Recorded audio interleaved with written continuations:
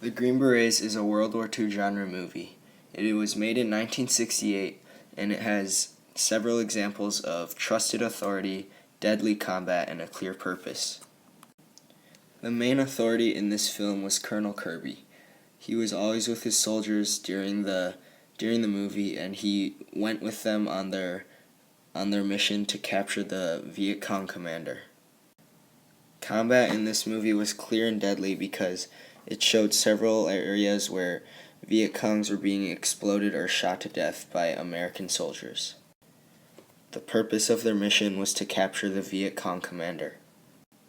My first event is the Korean War.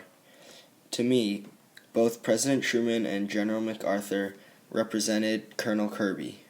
Colonel Kirby is on the left in this image.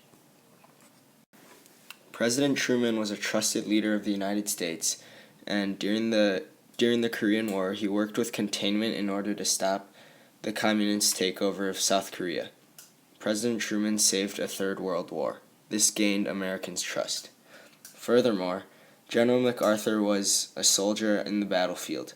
He was a very strong leader, and soldiers trusted him. His leadership showed when through his actions during the attack on Incheon in South Korea.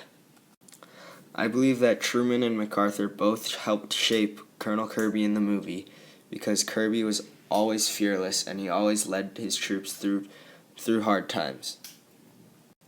Colonel Kirby went with his soldiers on every mission they had. My second event is the Cuban Missile Crisis. The authority of President Kennedy was also similar to Colonel Kirby because he led the United States through a time where we were very close to a full nuclear war.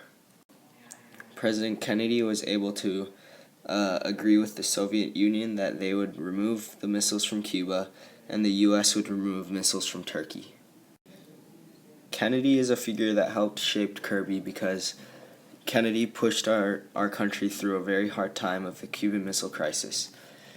Colonel Kirby, he had to push his group of soldiers through hard times when they were on their mission. When they were on their mission, several of their soldiers were killed, and one was killed by an ambush.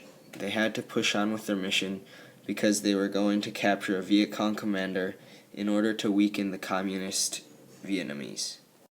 My third and final event is the Eisenhower presidency.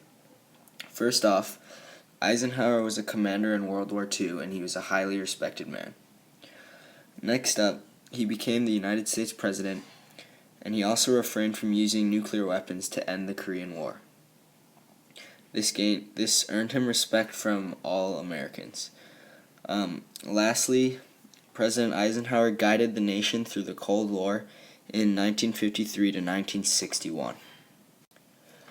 Eisenhower helps represent Colonel Kirby because not only was he a soldier, but he was also the president. This means that he had experience in the battlefield, and he was also a strong leader of many.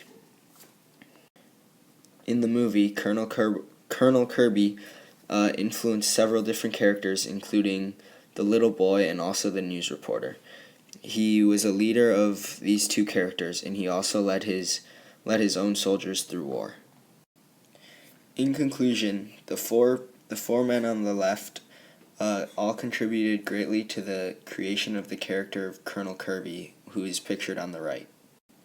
The men on the left were all either presidents of the United States, or they also were commanders in wars. They all were highly respected by Americans and also soldiers.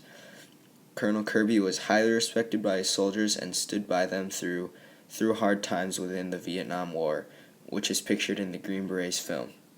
Colonel Kirby was able to bring his group of soldiers to capture the Viet Cong commander, and in the movie this weakened the Vietnamese communists and helped bring the war to an end.